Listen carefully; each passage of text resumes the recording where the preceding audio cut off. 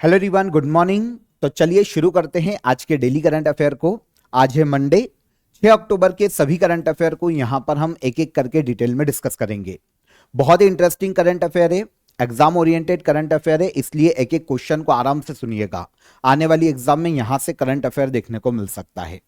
And तक बने रहिए, लाइक और शेयर कर दीजिएगा वीडियो को, और पीडीएफ के लिए क्रेजी जीके ट्रिक एप्लीकेशन को चेकआउट कीजिए। फ्री ऑफ कॉस्ट आपको पीडीएफ मिल जाएगी, तो चेकआउट कीजिए और वहां से आप इसकी पीडीएफ को ज्वाइन कर सकते हैं। शुरू करें 6 अक्टूबर के करंट अफेयर में। पहला इंपॉर्टेंट क्वेश्चन देखिए, रीजनल रूरल बैंक ने अपनी गोल्डन जुबली मनाई है। रीजनल रूरल बैंक की स्थापना कब की गई थी? मुझे तो इसका नाम लेने में काफी फंबल आते हैं, तो मैं आरआरबीज बोलूंगा, समझ जाना। रीजनल रूरल बैंक की यहां पर बात की जा रही है। देखिए, ग्रामीण क्षेत्रों में डेवलपमेंट के लिए, ग्रामीण क्षेत्रों में बैंकिंग सुविधाएं देने के लिए रीजनल रूरल बैंक की स्थापना की गई थी 1975 में। Answer B. इसे गवर्नमेंट ऑन करती है, सेंट्रल गवर्नमेंट ऑन करती है। 50% शेयर जो होता है वो गवर्नमेंट का होता है, सेंट्रल गवर्नमेंट का। जो नेशनलाइज्ड बैंक होते हैं जैसे SBI, axis bank, ICICI bank, इनका भी परसेंटेज होता है। अगर वो मदद करना चाहते हैं आरआरबीस के विकास में, तो 30% उनका शेयर हो सकता है, और 15 से 20% जो शेयर है वो स्टेट गवर्नमेंट का होता है आरआरबीस में। 2 अक्टूबर 1975 को आरआरबीस की पहली बार इंडिया में स्थापना की गई थी। हालांकि इसके लिए प्रॉपर आगे चल के एक्ट भी लाया गया, जैसे जिसका नाम है रीजनल रूरल बैंक एक्ट। यह लाया गया था 1976 में। इस एक्ट के अकॉर्डिंग रेगुलेट किया जाता है आरआरबीस को। हालांकि एक साल पहले ही 2 अक्टूबर 1975 में भारत में 5 आरआरबीस का गठन किया जा चुका था। ऐसे बैंक होते हैं जो कि भारत सरकार के द्वारा रूरल एरियाज में स्थापित किए जाते, ग्रामीण जो रीजन होते हैं, जो क्षेत्र होते हैं, वहां पर स्थापित किए जाते हैं। ग्रामीण डेवलपमेंट को बढ़ाने के लिए, ग्रामीण क्षेत्रों में बैंकिंग सुविधा या फैसिलिटी देने के लिए इनकी शुरुआत की गई थी 1975 में। वैसे ये होते तो आरबीआई के अंडर में होते हैं, लेकिन इनकी निगरानी का जो काम होता है वो नाबार्ड करता है। ग्रामीण डेवलपमेंट बैंक है नाबार्ड, आगे बात करेंगे, तो वो इसकी निगरानी का काम करता है, इसके सुपरवाइज करने का काम करता है नाबार्ड।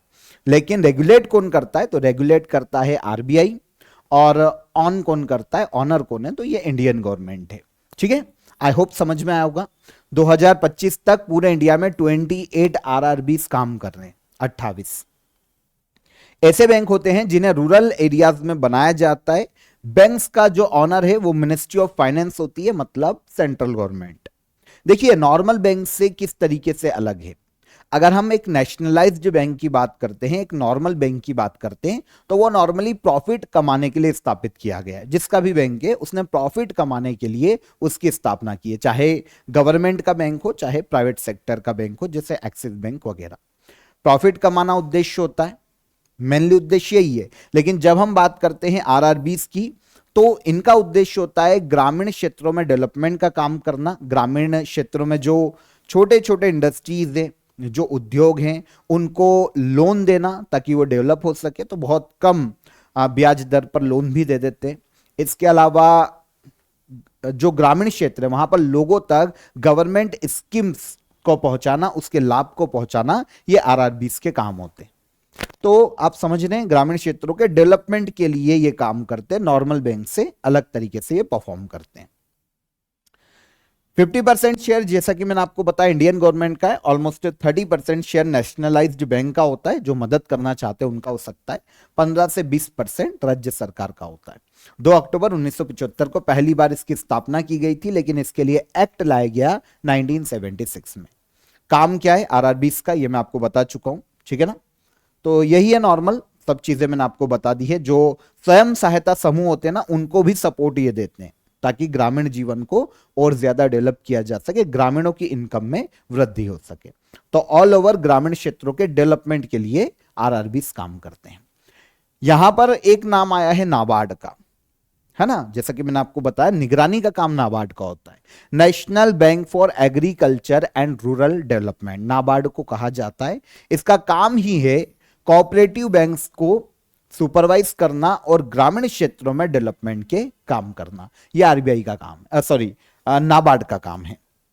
12 जुलाई 1982 को नाबार्ड की स्थापना की गई थी। मुंबई में इसका हेडक्वार्टर है। मिनिस्ट्री ऑफ फाइनेंस के अंतर्गत नाबार्ड भी काम करता है। शाजी केवी वर्तमान में चेयरमैन है नाबार्ड के।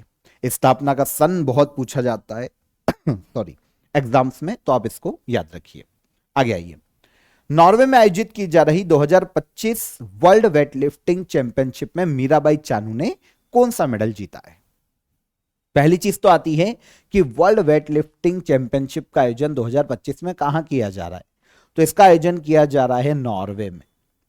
भारत की मीराबाई चानू ने वेटलिफ्टिंग में यहां पर सिल्वर मेडल अपने नाम किया है। हर साल वर्ल्ड वेटलिफ्टिंग चैंपियनशिप का आयोजन किया जाता है, लेकिन जिस साल ओलंपिक वाला ईयर होता है ना, उस साल में यह आयोजित नहीं होती। नॉर्मली बाकी हर साल होती है।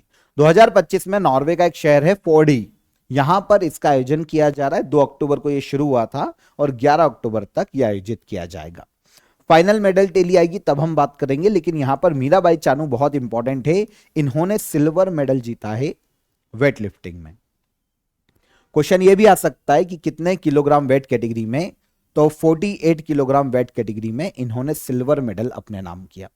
इस प्रतियोगिता का 48 किलोग्राम वेट कैटेगरी का गोल्ड नॉर्थ कोरिया की री सोंग गुम ने अपने नाम किया और सिल्वर मीराबाई चानू ने जीता, और जबकि ब्रॉन्ज है वो थाईलैंड के प्लेयर ने जीता है। थाईलैंड के प्लेयर है, इन्होंने ब्रॉन्ज मेडल अपने नाम किया है। ठीक है, तो इंटरनेशनल वेटलिफ्टिंग चैंपियनशिप या कंपटीशन समर ओलंपिक वाले साल को छोड़कर हर साल आयोजित किया जाता है। इस साल नॉर्वे के फोर्डे शहर में आयोजित किया जा रहा है 2 से लेकर 11 अक्टूबर तक। इंटरनेशनल वेटलिफ्टिंग फेडरेशन इसका आयोजन करवाता है हर साल। 1891 में इसकी शुरुआत की गई थी, 1891 में। वेटलिफ्टिंग के लिए एक इंटरनेशनल गवर्निंग बॉडी है, इंटरनेशनल वेटलिफ्टिंग फेडरेशन, जो इसका आयोजन करवाती है। इसकी स्थापना 1905 में की गई थी। इंटरनेशनल वेटलिफ्टिंग फेडरेशन का हेडक्वार्टर स्विट्जरलैंड के ल्यूसाने में है और मोहम्मद हसन जालोद वर्तमान में जो इराक से आते हैं इसके प्रेसिडेंट के पद पर हैं। मीराबाई चानू के बारे में सारी इंफॉर्मेशन हमको पता होना चाहिए। 48 किलोग्राम वेट कैटेगरी में इन्होंने सिल्वर जीता है वर्ल्ड वेटलिफ्टिंग चैंपियनशिप में नॉर्वे में। मीराबाई चानू इंडिया की बहुत ही फेमस वेट लिफ्टर किस राज्य से आती है, यह भी एक क्वेश्चन बनता है। तो भारत के मणिपुर राज्य से संबंधित है। मणिपुर की रहने वाली है। 2020 के टोक्यो ओलंपिक में 49 किलोग्राम की वेट कैटेगरी में यह सिल्वर मेडल जीत चुकी है। सिल्वर मेडल जीता था इन्होंने टोक्यो ओलंपिक में 2020 के। हुआ ये 2021 में था कोविड के कारण, लेकिन 2020 का टोक्यो ओलंपिक था।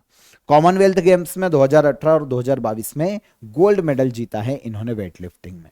अवार्ड भी इन्हें काफी सारे दिए गए हैं, उनमें सबसे इंपॉर्टेंट 2 अवार्ड आपको याद रखना चाहिए, दोनों ही 2018 में दिए गए।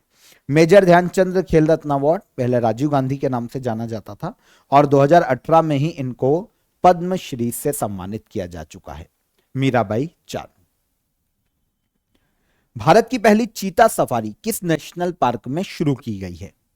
इंडिया की पहली चीता सफारी को शुरू किया गया है कुनो नेशनल पार्क में। मध्य प्रदेश राज्य में देखने को मिलता है कुनो नेशनल पार्क। एमपी के उत्तर में श्योपुर जिला, यहां पर कुनो नेशनल पार्क है। यहां पर इंडिया की पहली चीता सफारी शुरू की गई है। अच्छा, चीता सफारी क्या है? देखिए क्या होता है, वाइल्ड लाइफ सफारी क्या होता है? नॉर्मली क्या होता है, देखा होगा आपने मूवीज में, गाड़ियों में बैठकर ओपन जीप या किसी पैक्ड वाहन में बैठकर जंगल की यात्रा की जाती है। जंगल की जो नेचुरल ब्यूटी है उनको देखा जाता है, जंगल के जो वाइल्ड लाइफ है उनको देखा जाता है ना। उनका मतलब टूरिज्म को बढ़ाने के लिए यह काम है जो कि नॉर्मली हर नेशनल पार्क में किया जाता है।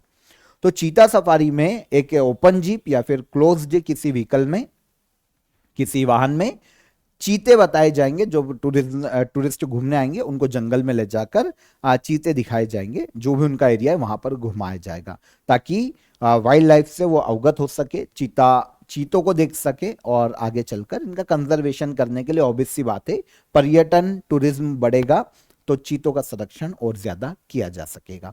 तो इंडिया की पहली चीता सफारी कहां शुरू की गई? कुनो नेशनल पार्क में, क्योंकि इंडिया में चीते कहां पर है? कुनो नेशनल पार्क में। आपको पता है 2022 में नामीबिया से चीतों को लाकर कुनो नेशनल पार्क में बसाया गया था। ठीक है, तो भारत की पहली चीता सफारी मध्य प्रदेश के कुनो नेशनल पार्क में शुरू की गई। 1 अक्टूबर को यह शुरू हो चुकी है। चीते विलुप्त प्राय की श्रेणी में है इंडिया में। 1952 में यह विलुप्त हो चुके थे भारत में। आगे चलकर इनकी पॉपुलेशन को वापस बढ़ाने के लिए चीता रिलोकेशन प्रोग्राम की शुरुआत की गई और इसके तहत सितंबर 2022 में कुनो नेशनल पार्क में नामीबिया से 8 चीतों को लाकर यहां पर छोड़ा गया। क्योंकि नामीबिया या अफ्रीकी जंगल जैसी कंडीशन कुनो नेशनल पार्क में है, तो ये प्लेस को लिया गया, फाइनल किया गया कि चीते यहां पर लाके छोड़े जाएंगे। वर्तमान में इस नेशनल पार्क में 16 चीते देखने को मिलते हैं, कुनो नेशनल पार्क में, श्योपुर जिले में, मध्य प्रदेश में। इस नेशनल पार्क से कुनो रिवर बहती है, इसीलिए इसका नाम कुनो नेशनल पार्क भी है। कहीं कहीं कुनो पालपुर नेशनल पार्क या पालपुर कुनो नेशनल पार्क के नाम से भी इसे पुकारा जाता है। तो श्योपुर या फिर एमपी के उत्तर में स्थानीय लोग अलग अलग नाम से पुकारते हैं। कुनो नेशनल पार्क है ये। कुनो नदी बहती है जो कि चंबल रिवर की ट्रिब्यूटरी और चंबल यमुना की ट्रिब्यूटरी। चंबल यूपी में जाती है और यूपी के इटावा के पास जाकर यमुना से मिलती है। तो कुनो चंबल की ट्रिब्यूटरी हो गई और चंबल यमुना की ट्रिब्यूटरी। श्योपुर और शिवपुरी दोनों जिलों में फैला हुआ है, लेकिन अधिकतर इसका जो क्षेत्र है वो श्योपुर जिले में। ऑलमोस्ट 748 किलोमीटर स्क्वायर इसका एरिया है। 1981 में यह सेंचुरी के तौर पर बना था। 2018 में इसको नेशनल पार्क घोषित किया गया। आज के ऑफर ऑफ द डे में आप सभी के लिए एमपी के जो स्टूडेंट है, जो एमपी पुलिस कांस्टेबल की तैयारी कर रहे हैं, वो स्टडी मटेरियल को ज्वाइन कर सकते हैं। ये जो स्टडी मटेरियल है आपके लिए लास्ट टाइम रिवीजन के लिए आपकी बहुत मदद करेगा। बायलिंगुअल है, हिंदी और इंग्लिश में। आपको सारे सब्जेक्ट जो कि एमपी पुलिस कांस्टेबल में पूछे जाते हैं यहां पर बहुत ही सिंपली समझाए गए, तो आप इसे ज्वाइन कर सकते हैं। कंप्लीट स्टडी मटेरियल को टॉपिक वाइज एमसीक्यूज भी आपको यहां पर मिल जाएंगे। अभी के लिए ये आपको काफी अफोर्डेबल प्राइस में देखने को मिल जाएंगे। डिस्क्रिप्शन में मैंने आपको इसकी लिंक दे दी है, वहां से आप इसे ज्वाइन कीजिए। और कोई भी हर्डल आता है, कोई भी आपका क्वेश्चन है, कोई भी आपकी क्वेरी है, तो हेल्पलाइन नंबर आपके लिए रहता है। आप यहां पर कॉल करिए, व्हाट्सअप कर दीजिए, हमारी टीम आपकी मदद कर देगी। जो भी आपके क्वेश्चन है और जो भी हर्डल आ रहा है आपको XYZ, चाहे वो फाइनेंशियली प्रॉब्लम हो, हमारी टीम आपकी मदद कर देगी। तो आप यहां पर कॉल कर सकते हैं। तब तक हम चलते हैं अगले क्वेश्चन पर। आइए, वर्ल्ड स्पेस वीक हर साल कब से कब तक मनाया जाता है? वर्ल्ड स्पेस वीक यह मनाया जाता है हर साल 4 से लेकर 10 अक्टूबर तक। स्पेस टेक्नोलॉजी और साइंस के प्रति लोगों को अवेयर करना, लोगों में अवेयरनेस फैलाना, यह मुख्य उद्देश्य है वर्ल्ड स्पेस वीक को मनाए जाने का। हर साल 4 से लेकर 10 अक्टूबर तक यह वीक इंडिया में मनाया जाता है। सबसे पहली बार यूनाइटेड नेशन, वैसे ये पूरे वर्ल्ड में मनाया जाता है, इसको एक बार करेक्ट कीजिएगा, वर्ल्ड स्पेस वीक है तो पूरे वर्ल्ड में इसे मनाया जाता है। यूनाइटेड नेशन जनरल असेंबली ने 1999 में इस वीक की शुरुआत की थी ताकि दुनिया के लोगों को साइंस और टेक्नोलॉजी के प्रति, स्पेस सेक्टर के प्रति और ज्यादा अवेयर किया जा सके। 2025 में living in space world space week की थीम घोषित की गई है यूनाइटेड नेशन के द्वारा। कब मनाया जाता है? 4 से लेकर 10 अक्टूबर तक। अक्टूबर में अभी जो अदर डे जो कि इंपॉर्टेंट है, हमने पढ़ी भी है, उनको अगर यहां पर हम देखते हैं तो international day of the older persons ये मनाया जाता है 1 अक्टूबर को। International day of non violence Gandhi Jayanti पर मनाया जाता है 2 अक्टूबर को। वर्ल्ड एनिमल वेलफेयर डे यह मनाया जाता है 4 अक्टूबर को। इनको भी याद रखिए, वैसे हम पढ़ चुके हैं पर यहां पर रिवाइज हो जाता है हमारा। हाल ही में 97 वर्ष की आयु में TJS जॉर्ज का निधन हो गया। ये किस क्षेत्र से संबंधित थे? TJS जॉर्ज ये भारत के बहुत ही फेमस जर्नलिस्ट थे। हाल ही में इनका निधन हो गया है 97 वर्ष की आयु में, काफी एजेड थे, तो हाल ही में इनका निधन हो गया। इनका पूरा नाम थाइल जेकब सोनी जॉर्ज था, तो शॉर्ट में TJS जॉर्ज। 97 वर्ष की आयु में इनका निधन हो गया। इंडियन जर्नलिस्ट और बहुत ही फेमस ऑथर हैं। काफी सारी बुक इन्होंने लिखी है, हालांकि इनकी बुक एग्जाम में पूछी नहीं जाती तो हमने यहां पर इंक्लूड नहीं किया। लेकिन इंपॉर्टेंट इसलिए है क्योंकि इनको पद्म भूषण दिया जा चुका है 2011 में। पद्म भूषण के अलावा काफी अदर अवार्ड भी इन्होंने जीते हैं। नेशनल लेवल पर जो सबसे बड़ा अवार्ड इनके पास है वो पद्म भूषण है, 2011 में दिया गया था। एक राज्योत्सव अवार्ड जो कि कर्नाटका गवर्नमेंट के द्वारा दिया जाने वाला सेकेंड हाईएस्ट सिविल ऑनर है, कर्नाटका के किसी व्यक्ति को दिया जाता है। तो कर्नाटका या फिर बाहर के भी राज्यों के व्यक्ति को, किसी इंडियन को दिया जा सकता है। तो इनको दिया गया था ये 2007 में। मूल रूप से TJS जॉर्ज की बात करें तो ये केरला से आते हैं, केरला के रहने वाले बहुत ही फेमस जर्नलिस्ट और ऑथर। इनका निधन हो गया 97 वर्ष की एज में। पीएम मोदी द्वारा पीएम सेतु स्कीम किस राज्य में लॉन्च की गई है? भारत के पीएम नरेंद्र मोदी ने पीएम सेतु स्कीम को लॉन्च किया है भारत के बिहार राज्य में। वैसे आपको पता है बिहार में अभी इलेक्शन टाइम चल रहा है, इलेक्शन आने वाले, तो काफी सारी स्कीम एक के बाद एक लॉन्च की जा रही है। उसी क्रम में भारत के पीएम ने बिहार में 62,000 करोड़ से ज्यादा की अलग अलग प्रोजेक्ट और इनिशिएटिव्स लॉन्च किए। इसमें वैसे सारे इंपॉर्टेंट नहीं है हमारे लिए, लेकिन एक पीएम सेतु स्कीम यहां पर इंपॉर्टेंट हो जाती है क्योंकि इस स्कीम के लिए 60,000 करोड़ रुपए आवंटित किए गए। 60,000 करोड़ रुपए वर्ल्ड बैंक और एशियन डेवलपमेंट बैंक की भी मदद ली जाएगी इसमें। बिहार में 1,000 ITI को मॉडर्नाइज किया जाएगा। ओके, जो ITI है, ITI बिहार में, उनको मॉडर्नाइज किया जाएगा, उनको उन्नत बनाया जाएगा, टेक्नोलॉजी से लेस किया जाएगा और उन्हें ये जो है हब एंड स्पोक मॉडल के तहत बनाया जाएगा। अब यहां पर देखिए हब एंड स्पोक मॉडल की बात करें तो क्या होता है, एक मेन सेंटर बनाया जाता है और उससे जुड़े हुए छोटे छोटे अदर सेंटर बनाए जाते हैं। यह मॉडल कहलाता है हब एंड स्पोक मॉडल।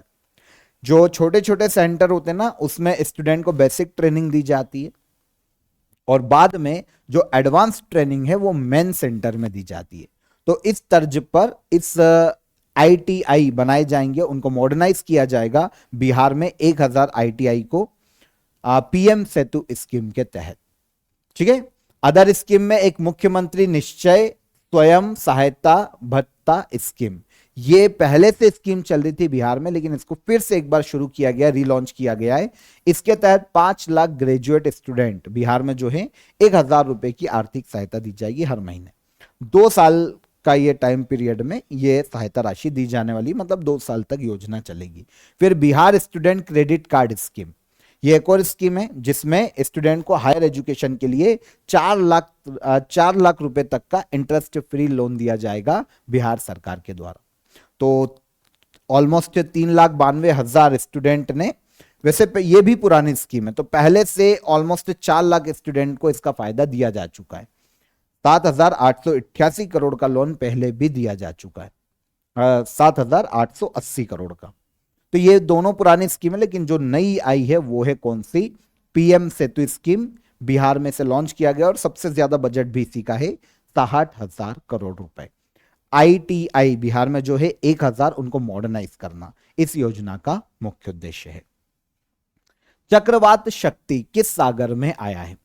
एक चक्रवाती तूफान देखने को मिला है जो हमें वेस्टर्न घाट एरिया में अरब सागर में देखने को मिला है, मतलब अरेबियन सी में आया है चक्रवात शक्ति।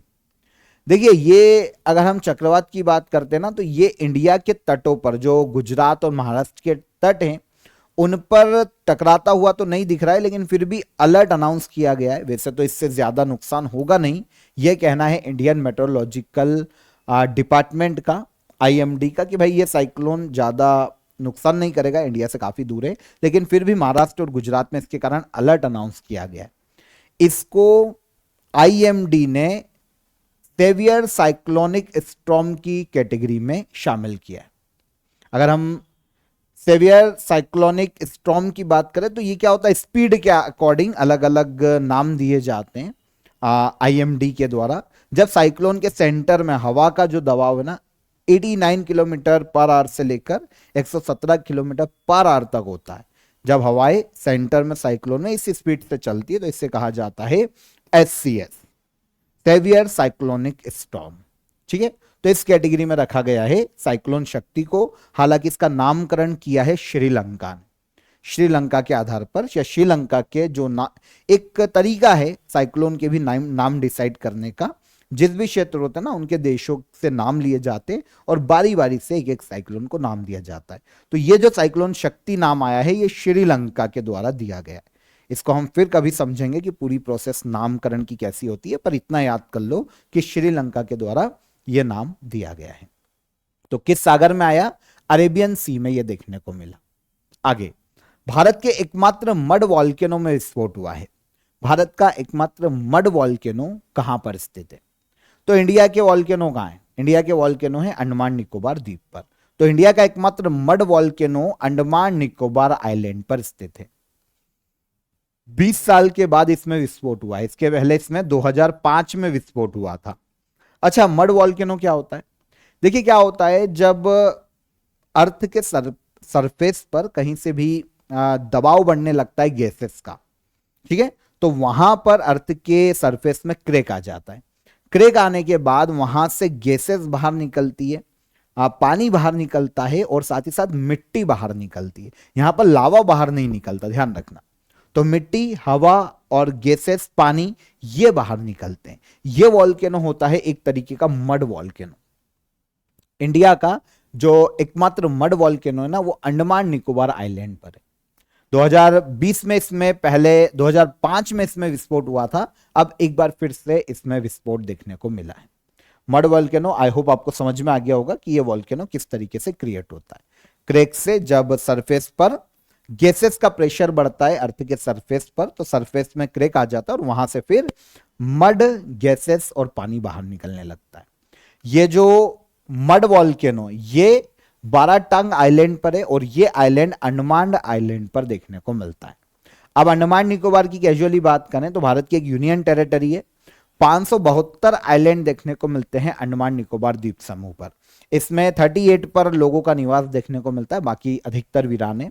अंडमान निकोबार आइलैंड में 2 आइलैंड में ये डिवाइड है नॉर्मली, 2 बड़े आइलैंड में, और इन दोनों को, अंडमान और निकोबार आइलैंड को 10 डिग्री चैनल एक दूसरे से डिवाइड करता है। ये क्वेश्चन भी एग्जाम में काफी पूछा जाता है। अंडमान निकोबार 4 पार्ट में डिवाइड है। उसके बाद और देखें तो बड़े तौर पर जो 2 आइलैंड है वो अंडमान और निकोबार है, लेकिन इसके अलावा और डिवाइड करते हैं तो north, middle, south, little Andaman में भी अंडमान आइलैंड को डिवाइड किया जाता है। कैपिटल है अंडमान निकोबार की विजयपुरम। एक यहां पर लोकसभा की केवल एक सीट है और इसका टोटल एरिया देखें तो 8,249 वर्ग किलोमीटर का एरिया है अंडमान निकोबार का। वर्ष 2025 में उत्कृष्ट सामाजिक सुरक्षा उपलब्धि के लिए ISSA अवार्ड किस देश ने जीता है? देखिए काय के लिए दिया गया, यह दिया गया है outstanding achievement in social security. एक ऑर्गेनाइजेशन है इंटरनेशनल सोशल सिक्योरिटी एसोसिएशन, इसी के नाम पर अगर आप शॉर्ट करेंगे तो ISSA अवार्ड दिया जाता है। 3 साल में एक बार यह अवार्ड दिया जाता है सोशल सिक्योरिटी के लिए काम करने के लिए। सर सोशल सिक्योरिटी क्या, आगे समझ में आएगा, पहले आंसर लो। यह अवार्ड दिया गया है इंडिया को। इंडिया वर्ल्ड का 5वां देश है जिसको यह अवार्ड दिया गया, 5वां देश, ठीक है, दुनिया का 5वां देश बन गया है जिसने यह अवार्ड जीता है। 3 साल में एक बार दिया जाता है सोशल सिक्योरिटी सिस्टम को बेहतर बनाने के लिए। कौन देता है? तो इंटरनेशनल सोशल सिक्योरिटी एसोसिएशन यह अवार्ड देता है सोशल सिक्योरिटी सिस्टम को बेहतर करने के लिए। सर सोशल सिक्योरिटी सिस्टम क्या होता है? बात वही है, देखो, एक ऐसा सरकारी या लीगल सिस्टम जिसमें लोगों को उनके जीवन के जोखिम, जैसे डेथ हो गई, एज बहुत ज्यादा हो रही है, डिसीज है किसी को, अनएम्प्लॉयमेंट ज्यादा है, ऐसी कंडीशन में सोशल सिक्योरिटी दी जाती है लोगों को। एक सिस्टम होता है, ठीक है, या तो गवर्नमेंट का कोई प्राइवेट कोई लीगल सिस्टम भी होता है किसी देश में। इसमें सोशल सिक्योरिटी कैसी होती है? देखिए, सोशल इंश्योरेंस दिया जाता है, आपको पता है, आपको हेल्थ इंश्योरेंस मिलता है, आपको टर्म इंश्योरेंस मिलता है, एक्सीडेंट इंश्योरेंस प्लान होते हैं देश में। तो ये क्या होता है, क्यों दिए जाते हैं? जब हम बीमार पड़ेंगे तो हमारे हॉस्पिटल का खर्चा हमारे ऊपर नहीं आए, हम भगवान नहीं करे कुछ होता है, हम नहीं रहते, तो उसके बाद हमारे परिवार कैसे जीवन यापन करेगा, सर्वाइव करेगा, उसके लिए हमें पैसा चाहिए होगा, तो ये मिल जाए। सोशल असिस्टेंस, कैश सपोर्ट दिया जाता है गवर्नमेंट के द्वारा, बुजुर्गों को पेंशन दी जाती है, बुजुर्गों को पैसा दिया जाता है, अनएम्प्लॉयड जो हैं उनको पैसा दिया जाता है, अलाइंसेस दिए जाते हैं, गरीब लोगों को भी बहुत सारी योजनाएं चलती है जिसमें राशन दिया जाता है या अदर काफी सारी हेल्प की जाती है। मैटरनिटी लीव दी जाती है, पेड लीव मिल जाती है, चाइल्ड बेनिफिट काफी सारे दिए जाते हैं। आप जाओ गवर्नमेंट हॉस्पिटल में, सारे बच्चों को जो इंजेक्शन लगते हैं, जितने भी बीमारियों के लिए टीके लगते हैं, फ्री ऑफ कॉस्ट लगते हैं, है ना। डिसेबल बेनिफिट काफी दिए जाते हैं, विकलांगों को काफी जगह पर प्रायोरिटी दी जाती है, उनको फाइनेंशियल हेल्प गवर्नमेंट करती है। ये सब क्या है? ये सोशल सिक्योरिटी सिस्टम है। तो इसको बेहतर करने के लिए दिया जाता है अवार्ड। आया समझ में? तो अवार्ड कौन देता है? अवार्ड संस्था जो अवार्ड देती है उसके बारे में मैंने आपको ऐसे बता दिया है, ठीक है ना। संस्था का कहना है 2025 में जो अवार्ड मिला उसमें संस्था का कहना है कि इंडिया में जो सोशल सिक्योरिटी कवरेज है वो पहले 19% लोगों को ही सोशल सिक्योरिटी मिलती थी, लेकिन अब ये बढ़कर 64% हो गई है 10 साल में। इसके अलावा 94 करोड़ लोग ऐसे हैं इंडिया में जिन्हें सोशल प्रोटेक्शन अभी के टाइम में मिल रहा है। आई होप समझ में आया होगा। इसके अलावा गवर्नमेंट की भी डिजिटल इंफ्रास्ट्रक्चर भी बेहतर किया है काफी सारा सोशल सिक्योरिटी को बढ़ाने के लिए। ई श्रम पोर्टल इसका एक एग्जाम्पल है ना। जो भी अनऑर्गेनाइज्ड सेक्टर के वर्कर है उनको सोशल स्कीम के लिए, गवर्नमेंट स्कीम का फायदा पहुंचाने के लिए ई श्रम पोर्टल लाया गया था। तो ये सब कहीं ना कहीं सोशल सिक्योरिटी सिस्टम के ही पार्ट है। तो इसी के लिए ISSA अवार्ड दिया गया इंडिया को। इंटरनेशनल सोशल सिक्योरिटी एसोसिएशन इस अवार्ड को प्रोवाइड करता है। 2013 से ये दिया जा रहा है, नॉर्मली 3 साल में। पहले ये लगातार भी कुछ समय दिया गया, एक आध साल छोड़कर, लेकिन अब ये 3 साल में एक बार दिया जाता है, ठीक है। किस क्षेत्र में दिया जाता है ये हमको पता चल गया। 2022 में जब आखिरी बार दिया गया था तो ये आइसलैंड को दिया गया था। किसे? आइसलैंड को। वर्ल्ड सोशल सिक्योरिटी फोरम या जो ये समिट है ना, इसमें ये अवार्ड दिया जाता है। ये समिट हर 3 साल में आयोजित होती है। संस्था वही है आयोजित करवाने वाली, इंटरनेशनल सोशल सिक्योरिटी एसोसिएशन। इसकी जो समिट होती है वो 3 साल में एक बार होती है और यहीं पर अवार्ड भी दिया जाता है। इसका भी काम वही है। समिट में किसकी बात होगी? सोशल सिक्योरिटी को कैसे बढ़ाया जा सकता है, क्या हर्डल्स हैं, कैसे दूर किया जाए, इनके मुद्दों पर बातचीत की जाती है। अभी 29 सितंबर से 3 अक्टूबर तक इसकी जो बैठक है वो मलेशिया के कुआलालंपुरम में आयोजित की गई। 3 साल में एक बार होती है, तो इस साल ये कुआलालंपुरम में हुई। आयोजन करवाने वाली संस्था यही है। सोशल सिक्योरिटी के लिए काम करने वाला एक इंटरनेशनल ऑर्गेनाइजेशन है। 1927 में इंटरनेशनल सोशल सिक्योरिटी एसोसिएशन की स्थापना की गई। इंटरनेशनल लेबर ऑर्गेनाइजेशन के अंतर्गत ये कार्य करता है। हेडक्वार्टर स्विट्जरलैंड के जिनेवा में। डॉक्टर मोहम्मद अजमान इसके प्रेसिडेंट के पद पर हैं। आई होप समझ में आया होगा। लास्ट क्वेश्चन पर आते हैं। एलन सोली ने किस भारतीय खिलाड़ी को अपना ब्रांड एम्बेसडर नियुक्त किया है? एलन सोली एक क्लोथिंग ब्रांड है। इसने अपना ब्रांड एम्बेसडर बनाया है इंडियन खिलाड़ी सानिया मिर्जा को। इंडियन टेनिस प्लेयर है सानिया मिर्जा, तो इसको अपना ब्रांड एम्बेसडर बनाया एलन सोली ने। इसके अलावा बोल्ड फिट और तेलंगाना राज्य की टूरिज्म एम्बेसडर भी सानिया मिर्जा ही है वर्तमान में। तो एलन सोली इंडियन क्लोथिंग और एसेसरीज फुटवियर कंपनी है। आदित्य बिरला फैशन और रिटेल लिमिटेड के अंतर्गत ये आती है। आदित्य बिरला ग्रुप की कंपनी है। यहां पर हमें सानिया मिर्जा की बात करें, भारत की पूर्व टेनिस प्लेयर, महाराष्ट्र के मुंबई से संबंधित है। अवार्ड अभी इनका जो निवास है वो मुंबई में देखने को मिलता है। अर्जुन अवार्ड इनको 2004 में दिया गया था। पद्मश्री इनको 2006 में दिया जा चुका है, ठीक है। खेल रत्न अवार्ड 2015 में दिया गया था और इसके अलावा पद्म भूषण इनको 2016 में दिया जा चुका है। तो यह है सानिया मिर्जा। इनकी उपलब्धियां याद रखिएगा, इंपॉर्टेंट है, पूछी जाती है। यहां पर हमने 6 अक्टूबर के सभी करंट अफेयर डिटेल में डिस्कस किए, एक एक फैक्ट को समझा, एक एक क्वेश्चन को समझा। अब हम चलते हैं लास्ट डे के करंट अफेयर के रिवीजन पर। हाल ही में स्वीकृत राष्ट्रीय दलहन मिशन के लिए कितनी राशि आवंटित की गई है? राष्ट्रीय दलहन मिशन के लिए 11,440 करोड़ रुपए की राशि दी गई है। हाल ही में चर्चित सर्क्रिक विवाद किन 2 देशों के बीच में है? यह विवाद देखने को मिलता है इंडिया और पाकिस्तान के बीच में। बन्नी महोत्सव हर साल कब मनाया जाता है? यह मनाया जाता है भारत के आंध्र प्रदेश राज्य में। पद्मश्री पुरस्कार से सम्मानित गोपीनाथ सवाई, जिनका हाल ही में निधन हो गया 107 वर्ष की आयु में, किस क्षेत्र से संबंधित थे? तो ये फोक आर्टिस्ट थे। भारत में 71वां वन्यजीव सप्ताह हर वर्ष कब से कब तक मनाया जाता है? तो यह मनाया जाता है 2 से लेकर 8 अक्टूबर तक। फिर 2025 राइट लाइवलीहुड अवार्ड कितने व्यक्तियों और संस्थाओं को दिया गया? तो यह दिया गया है 4 व्यक्तियों और संस्थाओं को। 500 अरब डॉलर की नेट वर्थ हासिल करने वाले दुनिया के पहले व्यक्ति कौन बने? तो यह बने एलन मस्क।